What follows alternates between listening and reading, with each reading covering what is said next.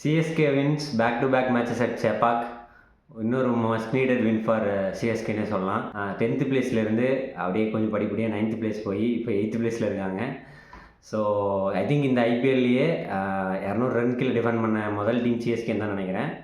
And அதுவும் இல்லாமல் due வேறு இருந்துச்சு. ஸோ பார்த்தோம், டியூ நல்லாவே இருந்துச்சு. பட் என்னென்னா ஸ்பின்னர்ஸ்க்கு வந்து கொஞ்சம் அசிஸ்ட் இருந்துச்சு. ஸோ அது வந்து ஹெல்ப் பண்ணிச்சு அப்படின்னே சொல்லலாம். கேகேஆர் தானே ஈஸியாக ஜெயிச்சிருக்காங்க அப்படின்னு சொல்ல முடியாது. சுனில் நாராயணோட சேர்த்தா பார்த்தீங்கன்னா 9 பேட்டிங் இருக்காங்க. Anukul rice coming at number 9. So ஒரு நல்ல டீமு. நெகட்டிவ் என்னென்னா அதில் நிறைய பேர் ஃபார்மில் இல்லை. ஸோ அதனால் வந்து சொல்லலாம். பட் இருந்தாலும் நல்லா பவுலிங் பை சிஎஸ்கே. ஸோ அப்ஃப்ரண்டில் பார்த்தீங்கன்னா அன்சுல் கம்போஜும் கலீல் அஹ்மதும் நல்லா போட்டாங்க. சுனில் நாராயண் இறக்கி விட்டு அகில் ஹுசைனை நல்லிஃபை பண்ணலாம் அப்படின்னு ட்ரை பண்ணாங்க.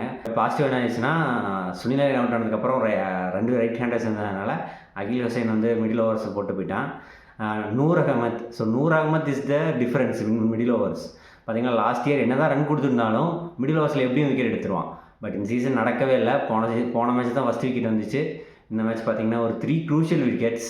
ஸோ அது ஐ திங்க் இது கேம் சேஞ்சிங் விக்கெட்ஸ்ன்னு சொல்லுவோம். ஏன்னா இப்போ அந்த விக்கெட்டெல்லாம் போகலன்னு நீங்கள் மிடில் கடைசி 5 ஓவரில் வந்து 70-80 ரன் இருந்தாலும் டியூவில் டிஃபெண்ட் பண்ண முடியாது. டெத்தில் அன்சுல் கம்போஜ் 2 ஓவர் எக்ஸிக்யூஷன். எல்லா பாலும் யாருக்கிட்ட போகலனாலும் but is execution is plan. இன்னொரு சைடு பார்த்தீங்கன்னா ஜேமி ஓவர்டனும் நல்லா தான் போட்டான். மேபி விக்கெட்ஸ் காலமில் தெரியலனாலும் ஓவர்டனும் நல்லா தான் போட்டான். அண்ட் ஐ திங்க் குர்ஜப்னீத் மட்டும்தான் ஒரு ஓவர் போட்டு கொஞ்சம் எக்ஸ்பென்சிவாக போனான்னு நினைக்கிறேன். But it's happens. ஒரு மேட்ச்சில் எல்லா பவுலருமே நல்லா போட முடியாது. ஸோ அதனால தான் நமக்கு அடிஷ்னல் பவுலர் இருக்கிறது நல்லது. ஸோ ஓவரால் ஒரு good performance by CSK bowlers. Coming to பேட்டிங்கில் என்ன ப்ராப்ளம்னா, main problem is Ruturaj Gaikwad's form. But வந்து ருத்ராஜ் கெய்க்வாட் முக்கியமான மேட்ச்சில் ஆடுவான் அப்படின்னு நான் நம்புகிறேன். அதுபோக வேறு பெரிய பிரச்சனை இருக்க மாதிரி தெரியல பேட்டிங்கில். பட் ப்ராப்ளம் என்னென்னா ஃபினிஷிங் ஒழுங்காக பண்ண மாட்டுறாங்க.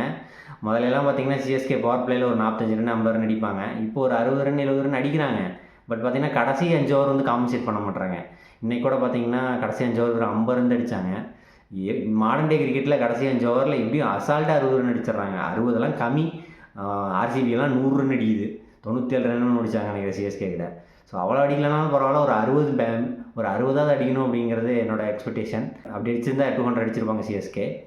பட் ஓகே, அந்த ஸ்டார்டிங்கில் வந்து பேட்ஸ்மேன்ஸு ஒரு நல்ல ஆக்சலேஷன் கொடுக்குறதுனால கடைசி 5 ஓவரில் அடிக்கலைனாலும் சம்ஹவ் சிஎஸ்கே இஸ் மேனேஜிங்.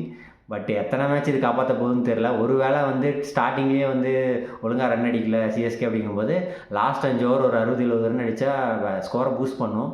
அந்த மாதிரி பண்ணுவாங்களா அப்படிங்கிறதுக்காக நான் வெயிட் பண்ணுறேன். அந்த மாதிரி மேட்ச் ஏதாவது வருமா அப்படின்றதுக்காக.